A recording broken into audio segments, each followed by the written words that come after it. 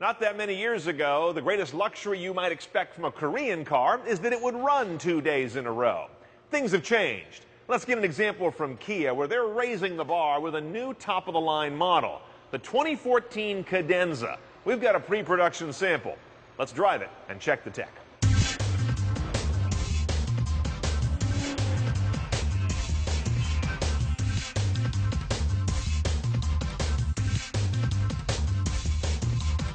Now, where Hyundai has the Genesis and Aqua sedans kind of way up market, this is going to be a new high water mark for Kia. They don't have anything in this space until this guy drops.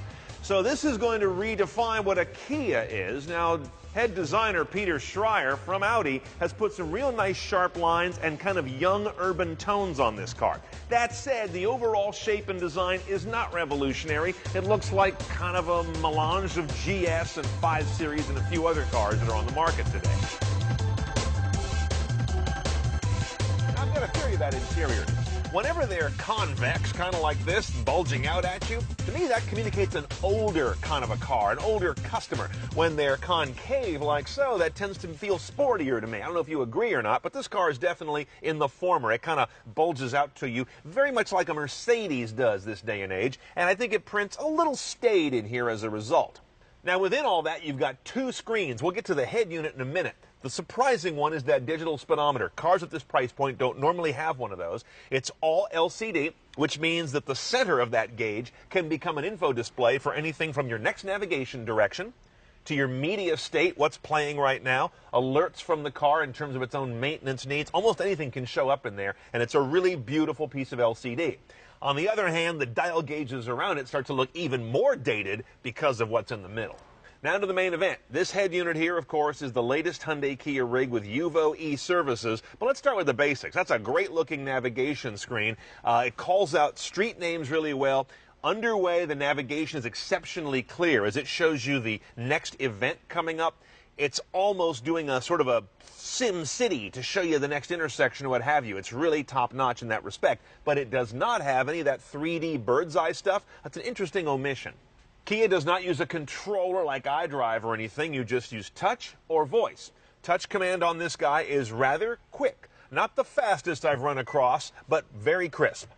But the real star here is the voice command. This is arguably as good or better than any I've driven yet, even BMW. Check it out. Navigation. Navigation. Street address. Find address. 235 2nd Street, San Francisco. So as you can see, I can blurt out entire street addresses. I can say 235 or 235. It understands both. There's a lot of good smart comprehension in this system. Let's get to media now. You've got AM, FM, and satellite radio, of course, with a very clear display. This is one of the least busy you're ever going to see. When you have an HD station pulled up, you do have the tagging button, so you can tell your iPod to tell iTunes to remind you later to buy the song. There is an ability to rip to a hard drive here. Nobody cares. It displays HD radio stations very well in terms of the 1, 2, even 3 channels they're sending out. Under media, you're going to find access to your aux jack, your USB port here in the dash for iPod or thumb drive. You've also got Bluetooth streaming audio, of course. All of this stuff is standard, as is rear camera, as is navigation on this car, by the way. What we're missing, though, is any sort of apps base. No Pandora, no Yelp, no Google services, nothing like that. What you do have is UVO e-services, which are mostly telematics. You can use your phone app with this car to remember where it's parked so you don't lose it, to do maintenance updates, to do emergency roadside service requests off your phone. But that's more in the telematics world, not the infotainment apps world that is really hot today. So this car is a step behind in that respect. And it's interesting because the new Kia Soul, also a 2014, will at least have a Pandora app support in an almost identical head unit, but this car doesn't have that. Now, one last note, this car is a tech trim level. That's not a package, it's a trim level of the vehicle they're going to be bringing to market. And that rolls in 3 major technologies. Adaptive cruise control, so you can maintain speed and distance. And it's interesting, the digital speedometer here will show you with a yellow band on the speedo where you have your cruise control speed set. It's very digestible. You've also got departure control for lane drift and blind spot technology. Both of those, though, are passive. They do nothing to bring you back into your lane. They just beep like hell and make little lights flash. Now, up in in the bow, we've got nothing too dramatic in terms of Hyundai Kia. They've been doing direct injection gas engines for a while. That's what we have here. 3.3-liter V6 front-wheel drive on this guy. Rear-wheel drive tends to be what the competition does on the German side, but that's not where they're going. 293 horsepower, 255 foot-pounds of torque, good numbers. We don't have 0 to 60 or the weight of the car dialed in yet because this guy is pre-production. But we do know at 22.28 is the expected MPG according to Kia's testing. Not bad for a big boy with a lot of mass to move around. Only one transmission choice at this high-tech trim level, which is a 6-speed automatic with, interestingly, no sport mode, though you do have paddles on the wheel. But what really intrigues me is you can get a base trim Cadenza with a 6-speed manual. Now that's interesting. Let's hit the road. Okay, riddle me this, Batman. How do you know you're a pompous ass when you're shopping for one of the affordable Mercedes models but refuse to consider a Kia or a Hyundai?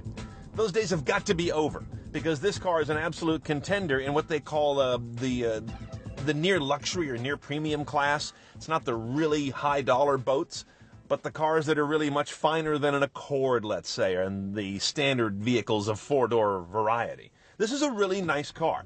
In specific, the power comes on in a very smooth linear fashion. There are no hiccups and no hesitations. On the other hand, the transmission does mute that performance or responsiveness to a degree.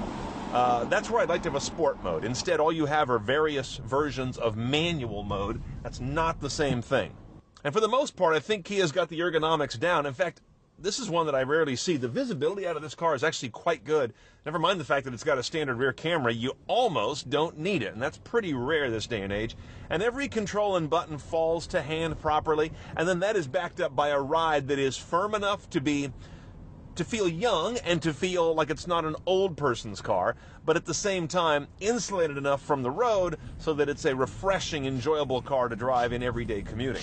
I think they've got a nice balance here, but of course I've got to see what the pricing is for real, and I also want to know how the final delivery is going to be on all this technology. Now, this car is still pre-production as of the day we're shooting today, so I don't have any hard prices for you. Kia is telling us low 30s base with that fascinating 6-speed manual, low 40s loaded up on the tech trim, which will be their top-end car. So pretty reasonable for the amount of technology, performance, and I'd say refinement in this vehicle. We'll wait to see a final production version to see how the pricing works, but I have a hunch I would take almost all the tech options because of the value and how well they seem to work.